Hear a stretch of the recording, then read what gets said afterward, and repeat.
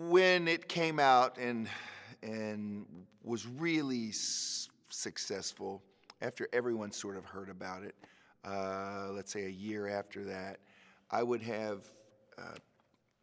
people with as many shades on the scale of skin color that you could imagine, and with as many different foreign accents as you can imagine, coming up to me and saying, "This is our story. This is my family's story." And that was a pretty cool thing to have a Japanese lady who barely spoke English come up and try to tell me how much Greek wedding meant to her, and and she married someone from another place, and it's just that was the cool thing of it going out in the world and people really relating to it. And she puts blood, sweat, and tears into writing these stories out and pulling from her real life and then finding a way to put a twist on it and give it some humanity and make it funny or make it dramatic so that, you well up. And it's not easy.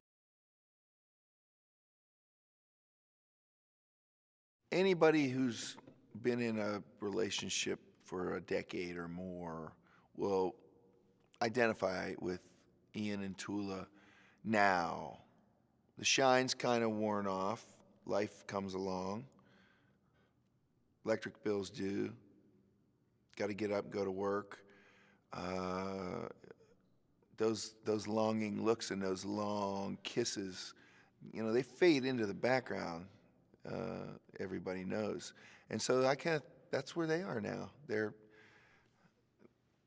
dealing with a daughter who may not be the easiest in the world to get along with.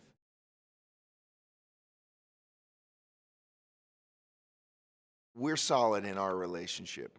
Audience doesn't have to worry about us breaking up. But the parents are much more featured in this one. And I like that.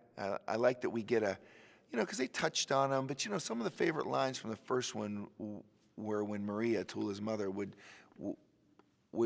guide Gus into thinking that these ideas that he had were his ideas. She had a thing about, the woman being the neck, and she can turn the head any way she wants. And, we see much more of that in this one, which is really fun to watch because, as that old Father Time's got his eye on everybody, I'm getting older, and I'm heading into Gus and Maria territory, and it won't be long for I'm there.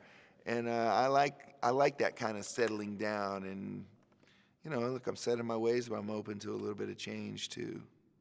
I think people are just they're gonna get it.